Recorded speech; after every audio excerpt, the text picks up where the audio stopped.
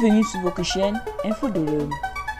Avant de commencer la vidéo, n'oubliez pas de vous abonner à notre chaîne en cliquant sur le petit bouton rouge situé en bas de votre petit écran et d'activer également la cloche de notification pour ne pas rater vos prochaines vidéos. Bon visionnage. Dans une tentative désespérée de riposte face aux différents assauts des forces armées maliennes, les djihadistes ont pilonné Tenankou et Diandiori, deux localités situées dans la région de Mopti, occasionnant du coup des pertes en vie du côté des civils. Dans un communiqué en date du lundi 09 mai 2022, l'état-major général des armées du Mali a informé l'opinion que les terroristes de la Katiba du Massina, dans leur tentative désespérée, continuent leur sinistre action contre les populations. Ainsi, le 09 mai 2022 vers 5 heures, des tirs d'obus de mortier de 82 mm des groupes terroristes ont visé simultanément les localités de Tenankou et Diandiori. À l'issue des missions de localisation et de ratissage sur les zones de provenance des tirs, de même que l'évaluation sur les points d'impact, les FENA ont enregistré le bilan suivant concernant dans un premier lieu la localité de Tenankou.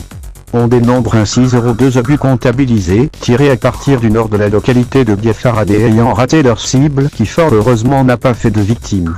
Le communiqué précise par ailleurs que les tirs de contre-batterie des FAMA ont détruit le pas de tir ennemi avec le bilan d'un terroriste blessé, interpellé et pris en charge au niveau du XCOM de la localité avant sa mise à disposition à la prévôté. Concernant la localité de Diandiori, 10 obus comptabilisés, tirés à partir de la rive droite opposée, dont 03 ont atteint la localité. Selon l'état-major, le but de ce pilonnage consistait à détruire le réseau GSM. Malheureusement, il s'est soldé par la disparition de 02 enfants âgés de 0,7 et 0,4 ans. Au cours de cette même attaque, 04 civils ont été blessés. Le communiqué précise en outre que ces attaques étaient clairement dirigées contre les populations civiles, caractérisant ainsi la cruauté des groupes terroristes. Selon Anga Aïevarou, le 09 mai 2022 également vers 6h30, malgré les tirs de sommation, un suspect s'étant aventuré dans le périmètre de sécurité du camp de cette localité, n'a pas rebroussé chemin et a été pris pour cible par la sentinelle.